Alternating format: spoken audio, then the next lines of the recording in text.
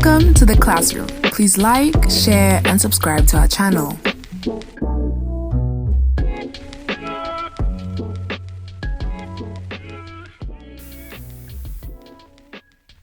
One of my favorite author and speakers, Brian Tracy, says it best when he says that business or life is a series of never-ending consecutive problems, and here and there, life will just surprise you with a crisis.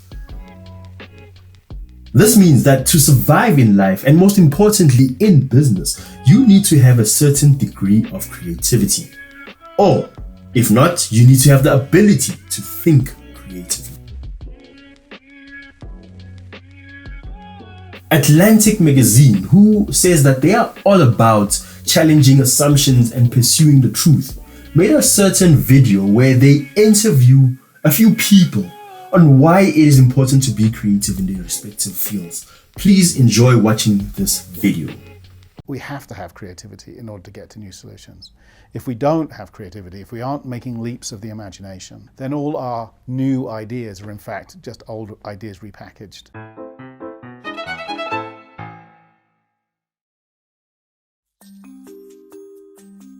Creativity isn't a liquid, it isn't a vitamin, it isn't an element, it isn't an abstract compound. Creativity, just as technology, is the byproduct of human imagination. Artists, through their creativity, they actually they go in places in the gray zones where nobody goes. Sometimes it's there, you actually help solving problems without even knowing about it, just by recreating interaction between people, by bringing communities back together. I remember when I was becoming a grandmaster, a big impetus for me was studying Aikido. And the idea that a martial art that says it's not about your ideas or your desire to attack, but taking your opponent's energy and using it against them. To think about it from the opponent's point of view really infused my game with just a whole new way of playing. To say, how does creativity help solve problems? That is what you do. Creativity is a problem-solving practice. My style juking, it's a lot of footwork, a lot of glides and slides. I've noticed a lot of jukers back in the day weren't like staying up on their toes as long. So I would challenge myself to, try to stay up on my toes the longest. But at the same time, that creativity, that whole creative process helps with my balance in the world, It helps with my overall balance, period. When there's a problem, most people want to solve it from point A to point B. But by virtue of it being a problem, that means that route is not available to you. So the ability to pivot, to zig and zag, to make mistakes work for you is inherent in improvisation. You have to risk, you have to fail, you have to take chances. And that's how you know where the edge is, that's how you know what happens. So creativity always comes out of that willingness to throw yourself out there and to see. Creativity is a wonderful way to help solve problems, especially old problems and tired problems that people have been thinking about for a long way and they get stuck. And here comes creativity that allows us to not have to follow necessarily a linear process, but you can leap over that and find a new way of solving the old problem.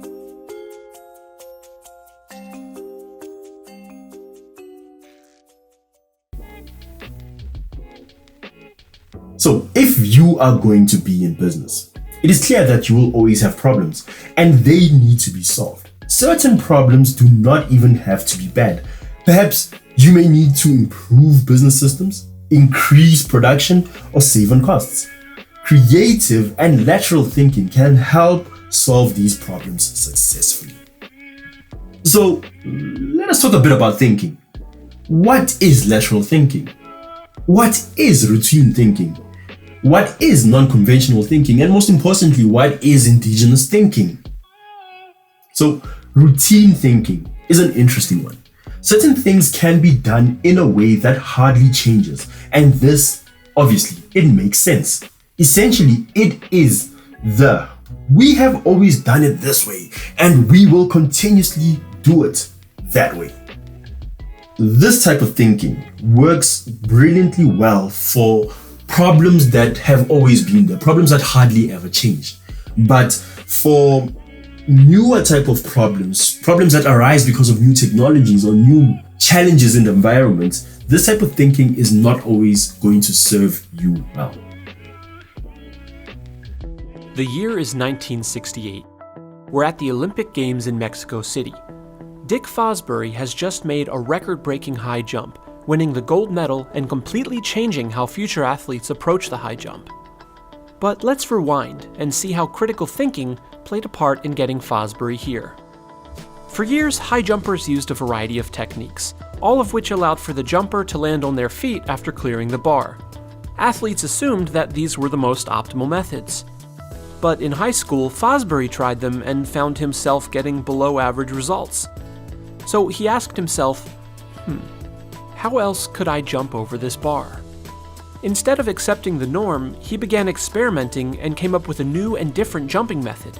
He would jump and rotate in the air so that he went over the bar head first on his back.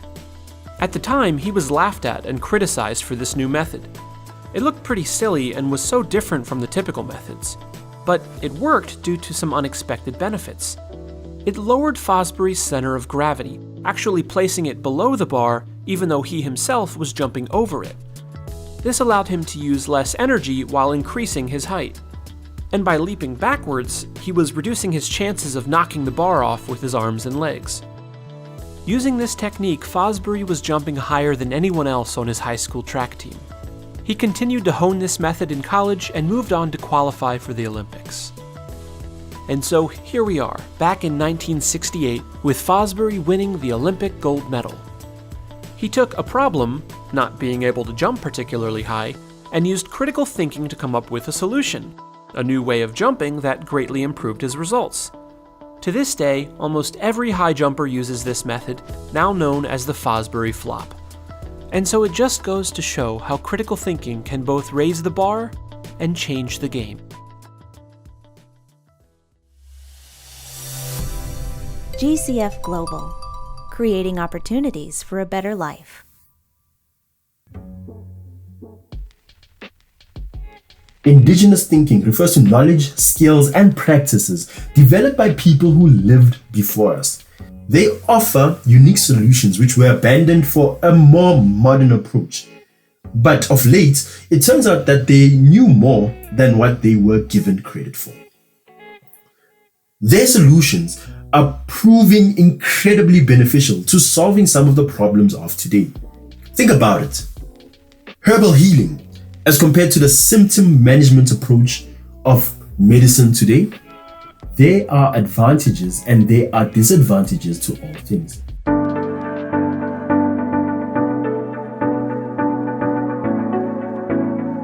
Hi, I'm Nombolelo Shange. I'm a lecturer at the University of the Free State at the Sociology Department.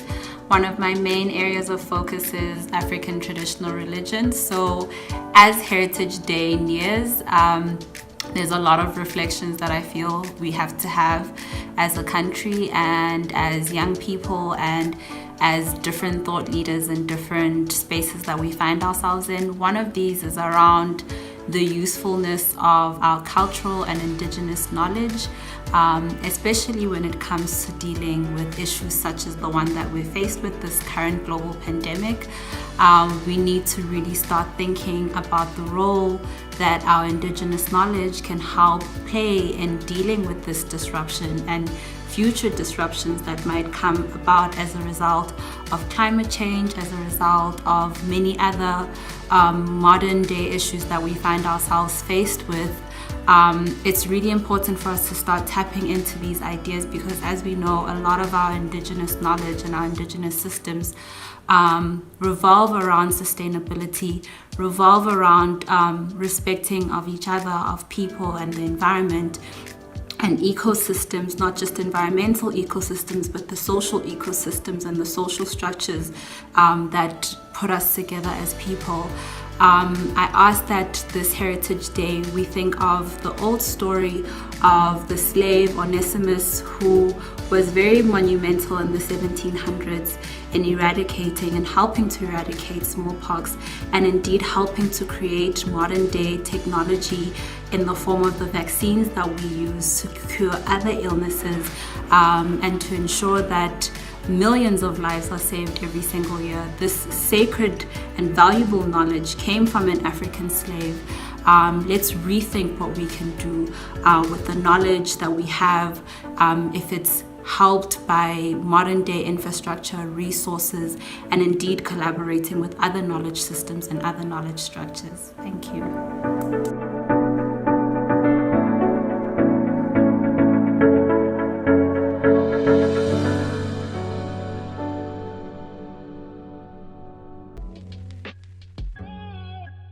Thank you for joining us in this lesson. If you learned something, give the video a like, share, and subscribe for more great content.